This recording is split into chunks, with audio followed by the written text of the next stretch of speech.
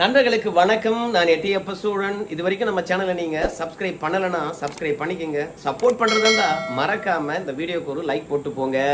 இன்னைக்கு என்ன செய்தியை பார்க்க போறோம்னு கேட்டீங்கன்னா, நம்முடைய அமைச்சர் ரகுபதி அவர்களை கிழித்து தொங்கவிட்ட அண்ணாமலை ஆதாரத்தை வெளியிட்டதனால அதிர்ச்சி அடைந்த முதல்வர் இனிமே என்ன பண்றது?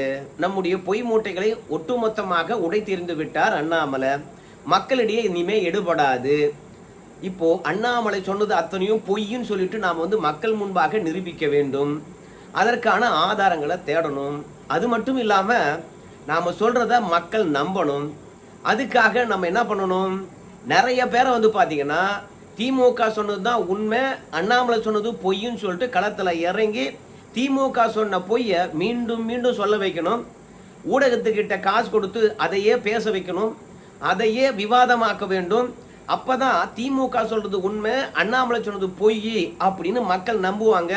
இல்லை என்றால் நாமளும் 1ஆம் தேதியிலிருந்து 5ஆம் தேதி வரைக்கும் பொய் மூட்டைகளை கட்டமைத்து வந்தோம். ஆனா அந்த பொய் மூட்டைகளை அண்ணாமலை அவர்கள் ஒரே பிரஸ் மீட்ல உடைச்சி எறிஞ்சிட்டாரு.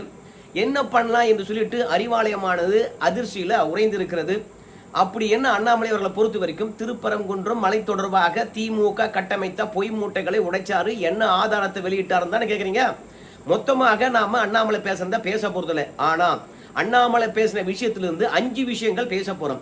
முதல் விஷயத்தை பொறுத்த வரைக்கும் நம்முடைய ரகுபதி அவர்களை பொறுத்த வரைக்கும் தான் தான் அறிவாளி, திமுக தான் சட்டத்தை சரியா கடைபிடிப்பது போன்று ஒரு பிம்பத்தை உருவாக்கினாரு.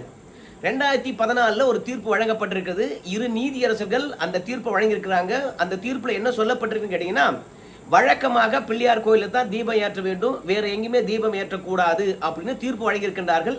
அந்த தீர்ப்பை தான் நாம கடைபிடிக்கின்றோம். நீங்க உங்க விருப்பத்துக்கு ஒரு நீதியரசரை அமர்த்தி அவர் மூலமாக ஒரு தீர்ப்பை வழங்கிக்கிட்டு வந்து நீங்க விருப்பப்பட இடத்துல தீபத்தை ஏத்தணும்னு சொன்னா நாங்க ஒன்றும் தீபம் ஏற்ற மாட்டோம். நாங்க ஒன்றும் முட்டாள் கிடையாது.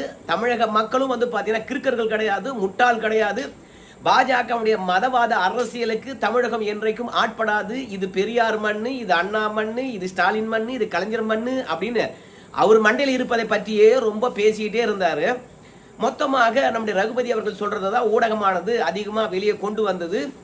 ஏன்னா நீதியரசரை பொறுத்த வரைக்கும் ஜி.ஆர். சுவாமிநாதனா இருக்கலாம், இல்ல நீதியரசர் நம்முடைய ஜெயச்சந்திரன் அவர்களா இருக்கலாம், இல்ல கே ராமச்சந்திரனா இருக்கலாம். இப்போ ராமர் ரவிக்குமார் அவர்கள் மனு தாக்கல் பண்ணி தீபத்தூண்ல தீபம் ஏற்ற வேண்டும் என்று ஆர்டர் வாங்கி வந்தார் பாருங்க. அது சரியானது என்று சொல்லிட்டு அதற்கான ஆதாரத்துடன் தீர்ப்பு வழங்கினாங்க. சோ இது மக்கள் மத்தியில ஒரு எழுச்சியை உண்டாக்கியது. இத்தனை நாளும் திமுக பொறுத்த வரைக்கும் பிள்ளையார் கோயில் என்பது மோட்ச தீபம் ஏற்றக்கூடிய இடம், அந்த இடத்துல தான் ஏற்றணும் என்று சொல்லிட்டு நம்மள வம்படியா பாத்தீங்கன்னா நம்முடைய பாரம்பரியத்தை மறைச்சிருக்கிறது. தீபம் என்றால் எங்கே ஏற்றணும் அப்படின்றது இன்னைக்கு தீர்ப்பின் மூலமாக வெளிவந்திருக்குது. அதனால நம்முடைய பாரம்பரியம் 100 ஆண்டு காலத்துக்கு முன்பாக அருந்து போச்சு. மீண்டும் அது தொப்புள் கொடி உறவு போல தொடரணும். இன்னைக்கு நீதிமன்றமான தீர்ப்பு வழங்கி இருக்குது, அதை செயல்படுத்தணும் என்று தமிழக மக்கள் அத்தனை பேரும் எண்ணி இருந்தாங்க. ஆனா இது அப்படியே போகக்கூடாது, சிறுபான்மையினரை பொறுத்த வரைக்கும் திமுக எதிராக வந்துருவாங்களே அப்படின்றதுக்காக 2014 தீர்ப்பை தூக்கின்னு ஓடி வந்தாரு நம்முடைய அமைச்சர் ரகுபதி. இப்பதான் அண்ணாமலையை பொறுத்த வரைக்கும் 2014 என்ன தீர்ப்பு வழங்கப்பட்டிருக்குது என்ற விஷயத்தைய தெளிவுபடுத்தினார். அது மட்டும் கிடையாது, 2014 மனு தாக்கல் பண்ண நபரை பொறுத்த வரைக்கும் என்ன கேட்டார் என்ற விஷயத்தை கூட சொல்லியிருக்கிறார். அந்த நபரை பொறுத்த வரைக்கும் மலையினுடைய உச்சில தீபம் ஏற்றணும், பிள்ளையார் கோயில தீபம் ஏற்றக்கூடாது அப்படின்னு கேட்டிருக்கார். அதுக்கு அன்றைய 2 நீதியரசர்களை பொறுத்த வரைக்கும் மலை உச்சி என்பது சிக்கந்தர் தர்காவுக்கு சொந்தமானதா தம்பி, அங்கெல்லாம் பாத்தீங்கன்னா தீபம் ஏற்ற முடியாது. வழக்கமா எங்க தீபம் ஏற்றுவீங்களோ அங்க தீபம் ஏத்திக்கங்க. அப்படி இல்லையா நீங்க தர்காவில் இருந்து ஒரு 15 மீட்டர் தொலைவில் எங்க வேண்டுமானாலும் நீங்க கோயில் தொடர்பான வேலைகளை பார்த்துக்கலாம் அப்படின்னு தெளிவா தீர்ப்பு வழங்கியிருக்காங்க. அன்றைய காலகட்டத்தில் மலை உச்சியில ஏற்றக்கூடாது அப்படின்னு தான் பாத்தீங்கன்னா தீர்ப்பு வழங்கப்பட்டிருக்கு. ஏன்னா மனு தாக்கல் பண்ணவரே மலை உச்சியில தான் தீபம் ஏற்றணும்னு கேட்டிருக்காரு. அவர் ஒன்றும் தீபத்தூண்ல தீபம் ஏற்றணும் அப்படின்னு போய் மனு தாக்கல் பண்ணல, இன்னைக்கு மனு தாக்கல் பண்ணியிருக்கிற மாதிரி. அதனால 2014 தீர்ப்பானது இப்ப வழங்கி இருக்கக்கூடிய தீர்ப்புக்கு எந்த விதத்திலும் பொருத்தம் கிடையாது. அது மட்டும் கிடையாது, நம்முடைய அமைச்சர் ரகுபதியை பொறுத்த வரைக்கும் 2014 வந்திருக்கின்ற தீர்ப்பு எங்களுக்கு மட்டும்தான் தெரியும், வேற யாருக்குமே தெரியாது, நீதியரசர் ஜி.ஆர். சுவாமிநாதனுக்கு கூட தெரியாது அப்படின்னு உளறி கொட்டி இருந்தாரு. ஆனால் நீதியரசர் ஜி.ஆர். சாமிநாதன் அவர்களை பொறுத்த வரைக்கும் 2014 என்ன தீர்ப்பு வழங்கப்பட்டிருக்குது, அந்த தீர்ப்புல என்ன சொல்லப்பட்டிருக்குது, ஏன் அந்த தீர்ப்பிலிருந்து நான் முரண்படுகின்றேன் என்ற விஷயம் வரைக்கும் குறிப்பிட்டு இருக்கின்றார். மலை உச்சியில தீபம் ஏற்ற முடியாது. நான் நேரடியாக போய் பார்த்துட்டு வந்துட்டேன். ஆனால் சிக்கந்தர் தர்காவிலிருந்து 50 மீட்டருக்கும் அதிகமான தொலைவில் இருக்கக்கூடிய தீபத்தூண்ல வந்து பாத்தீங்கன்னா தீபம் ஏத்தலாம். ஏன் வந்து தீபத்தூண்ல தீபம் ஏத்தலாம் அப்படின்னு சொல்லுகின்ற போது அதுக்கு அண்ணாமலை அவர்கள் இன்னொரு ஆதாரத்தை வெளியிடுறாரு. நீதியரசர் ஜி ஆர் சுவாமிநாதன் அவர்களும் அதை குறிப்பிட்டு இருக்கின்றார். 93, 94, 95 அன்றைய காலகட்டங்களில் எங்க தீபம் ஏற்ற வேண்டும் என்று ஒரு சர்ச்சை எழும்புகிறது. அந்த நேரத்தில் வந்து பாத்தீங்கன்னா சிக்கந்தர் தர்காவில் இருந்து 15 மீட்டர் தொலைவில் நீங்க எங்க வேணாலும் தீபம் ஏத்திங்கப்பா, அதனால வருடம் வந்து பாத்தீங்கன்னா எங்க தீபம் ஏத்தணும் அப்படின்னு எங்கிட்ட கேட்டு கிடக்காதீங்க. நீங்க ஏற்கனவே பிள்ளையார் கோயில் இருக்கு இல்லையா, அந்த இடத்துல இந்த தீபத்தை ஏத்திக்கிங்க அப்படின்னு 1993 கடைசியா தீர்ப்பு வழங்கியிருக்காங்க. 93 கூட பிள்ளையார் கோயில தானே தீபம் ஏத்தணும் அப்படின்னு சொல்லியிருக்கிறாங்க. அப்போ இப்போ மட்டும் வந்து பாத்தீங்கன்னா தீபத்தூண்ல வந்து தீபம் ஏத்த சொல்லி ஒரு தீர்ப்பு கொடுத்துருக்காங்களே, இது RSS பின்புலம் இல்லையா அப்படின்னு சொல்லிட்டு நீங்க கேட்பீங்க. 92, 93, 94, 95 இந்த காலகட்டங்களில் வழங்கப்பட்ட தீர்ப்பு எதனால வழங்கப்பட்டது அப்படின்னு பார்க்கும்போது தீபம் ஏற்றுவதற்கு ஒரு நாள் இருக்கின்ற போது குறுகிய காலத்தில் போய் மனு தாக்கல் பண்ணி எங்கெங்க தீபம் ஏத்துறது அப்படின்னு கேட்டிருக்காங்க. அதுக்கு தான் நீதியரசர் சொல்லிருக்காங்க, எங்க தீபம் ஏத்தணும்னு ஆயிப்போச்சு. இந்த மனுவை வந்து பாத்தீங்கன்னா கொஞ்ச நாளைக்கு முன்பாக தாக்கல் பண்ணிருக்கலாம் இல்லையா? அப்படி தாக்கல் பண்ணிருந்தீங்கன்னா எந்த இடத்துல நிரந்தரமாக தீபம் ஏத்தணும் என்ற விஷயத்தை நாங்க எல்லாவற்றையும் கேட்டு முடிவு பண்ணிருக்கோமா இல்லையா? அதனால கடைசி நேரத்தில் வந்ததுனால நீங்க பிள்ளையார் கோயில இந்த வருஷம் தீபத்தை ஏத்திக்கிங்க அப்படின்னு நீதியரசர் வந்து பாத்தீங்கன்னா 93 தீர்ப்பு வழங்கியிருக்காரு. உடனடியாக 94 போய் மனு தாக்கல் பண்றாங்க. ஐயா, சென்ற வருடம் பாத்தீங்கன்னா கடைசி நேரத்தில் வந்துட்டோம், அதனால வழக்கமா ஏத்துறதுல ஏத்திக்கிங்க அப்படின்னு சொன்னீங்க, இந்த வருஷம் எங்கெங்க ஏத்துறது அப்படின்னு சொன்னாங்க. அதுக்கு தான் நீதியரசர் சொன்னாரு, இந்த முறையும் பிள்ளையார் கோயிலே ஏத்திக்கிங்க, ஆனா கடைசியா ஒரு தீர்ப்பு என்னன்னு கேட்டீங்கன்னா சிக்கந்தர் தர்காவிலிருந்து 15 மீட்டர் தொலைவில் நீங்க தீபம்னா ஏத்திங்க, என்னன்னா ஏத்திக்கிங்க அப்படின்னு 94, 95 தீர்ப்புல மீண்டும் உறுதிப்படுத்திருக்குது. இப்படி 15 மீட்டருக்கு அண்ணாண்ட நம்ம என்ன வேணாலும் பார்க்கலாம், அது நம்ம நிலம் என்று இருக்கும்போது சிக்கந்தர் தர்காவை தாண்டி 50 மீட்டர் தொலைவில் இருக்கக்கூடிய தீபத்தூண்ல ஏன் நம்ம தீபம் ஏற்றக்கூடாது? நம்முடைய அமைச்சரை பொறுத்த வரைக்கும் தனக்கு சாதகமாக 2014 மற்றும் 93, 94, 95 தீர்ப்பை வந்து பாத்தீங்கன்னா வளைத்துக்கிட்டாரு.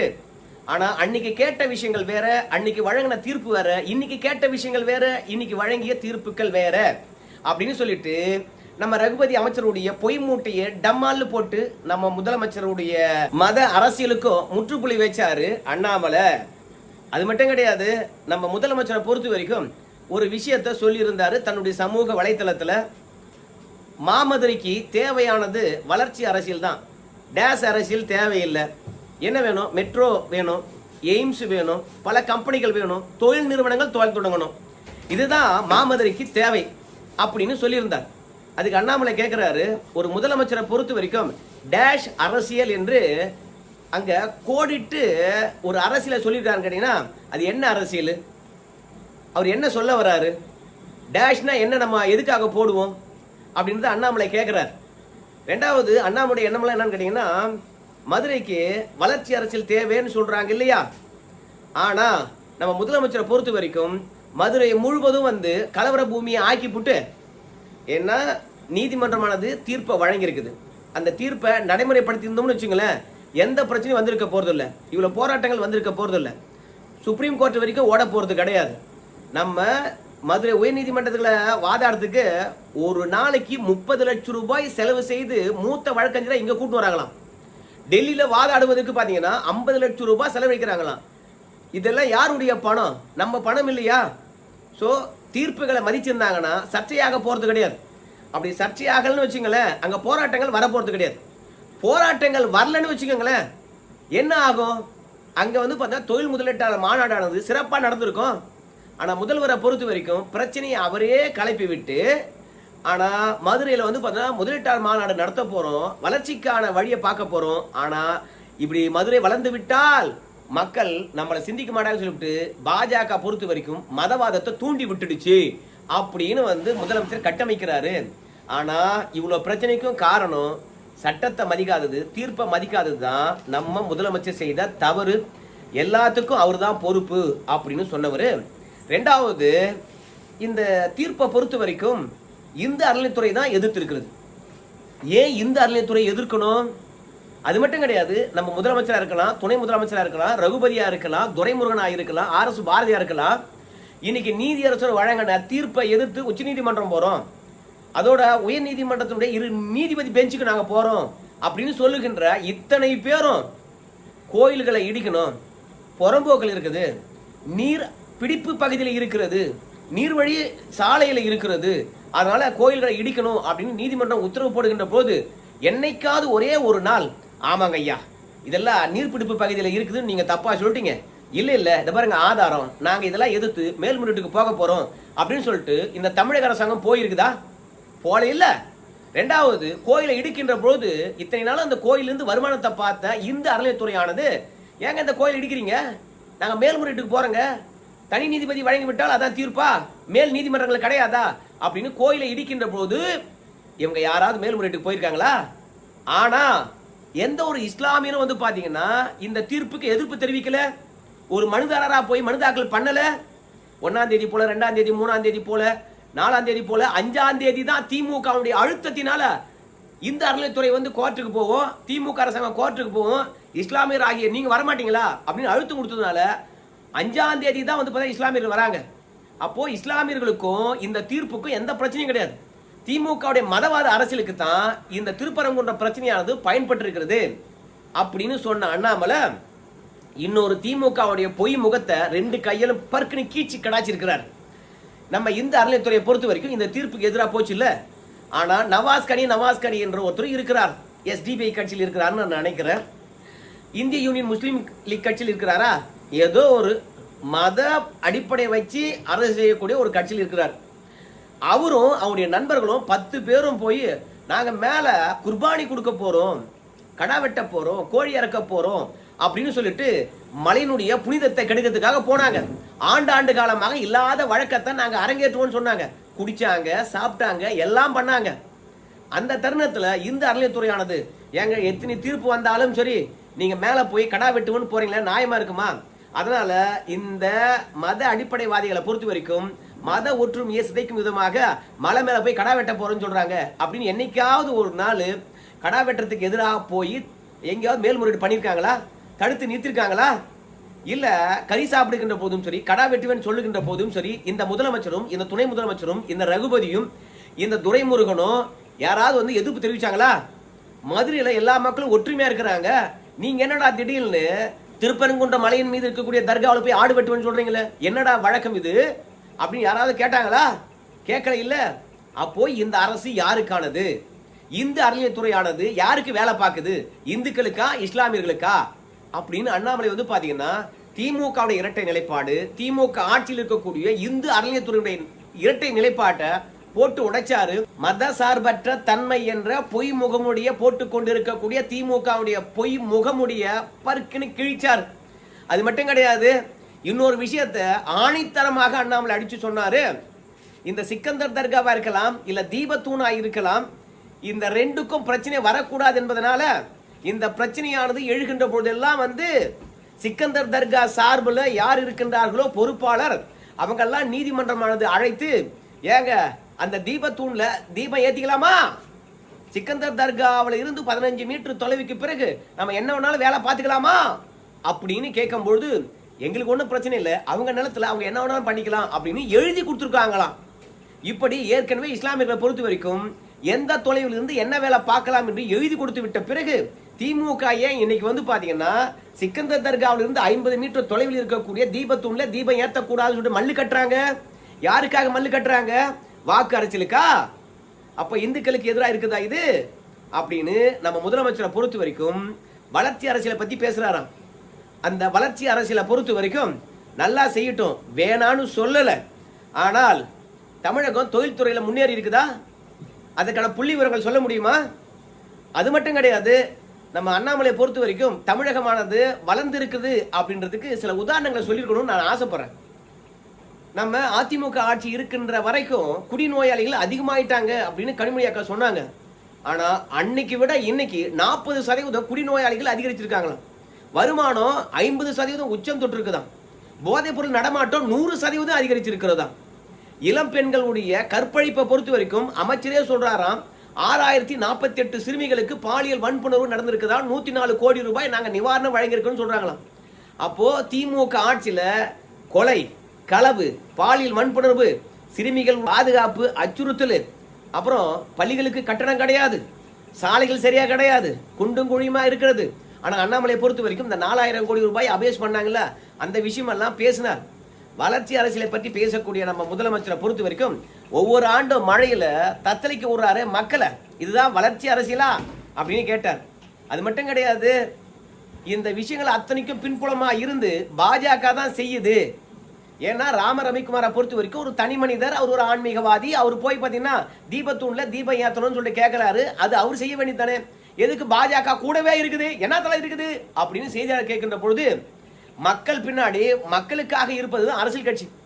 உண்மையாகவே ஓட்டு போட்ட மக்களுக்கு உண்மையா இருக்கக்கூடியவங்க, நடுநிலையா இருக்கக்கூடியவங்க இன்னைக்கு இருக்கக்கூடிய ஆட்சியாளராக இருந்திருக்கணும். ஆனா இங்க ஒரு தலைப்பட்சமாக இருக்கின்ற காரணத்தினால நாங்க மக்கள் பக்கம் நிக்க வேண்டியதா இருக்குது. சிறுபான்மையர் பக்கம் மட்டும்தானா இருக்கணும், ஏன் பெரும்பான்மை பக்கம் இருக்கக்கூடாதா?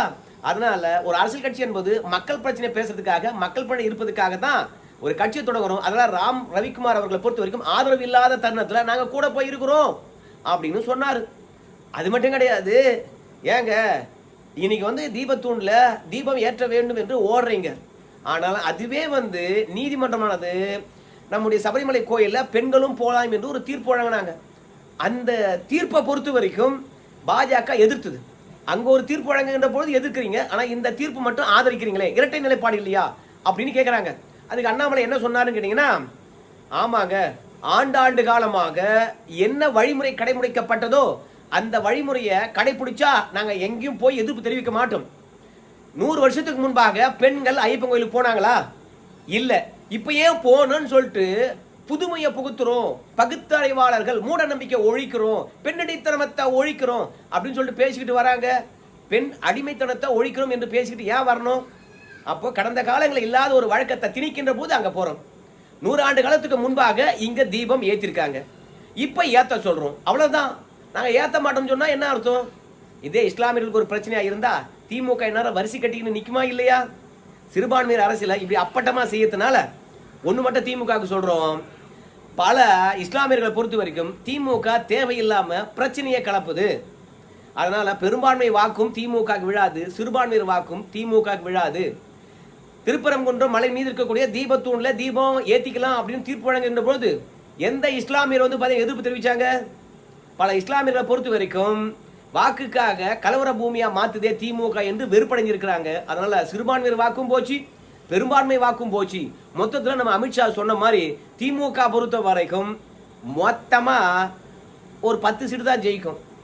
அது மட்டும் இல்ல, பாஜக பொறுத்த வரைக்கும், இல்ல பாஜக கூட்டணியை பொறுத்த வரைக்கும் 3 2 பங்கு வெற்றி பெற்று ஆட்சி அமைக்கும். பிறகு எல்லாவற்றையும் மாற்றி அமைப்போம் அப்படின்னு அண்ணாமலை சொன்னாருங்க. இன்னும் நிறைய விஷயங்கள் பேசினாரு. ஸோ இது மக்களிடையே போய் சேர்ந்துருக்குது.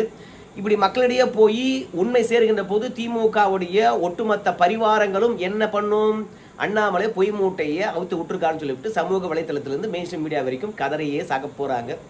இப்படி திமுகவை கதற விடுறதுல அண்ணாமலை தான் நம்பர் 1. சரி நண்பர்களே, ஏதாவது விஷயங்கள் விட்டு போயிருந்தா அண்ணாமலை சொன்னது அடுத்த வீடியோவில் சேர்த்து சொல்றேன். உங்களுக்கு ஞாபகம் இருந்தால் கமெண்ட்ஸ்ல சொல்லுங்க, இதை பேசிக்கலாம் இல்லையான்னு சொல்லிட்டு. சில விஷயங்கள் மறந்து போகுது, நான் குறிப்பெடுத்து வச்சல, அப்படியே நினைவில் இருந்து பேசினேன். சரி நண்பர்களே, வீடியோ எப்படி இருந்து உங்க கருத்தை சொல்லுங்க. நன்றி.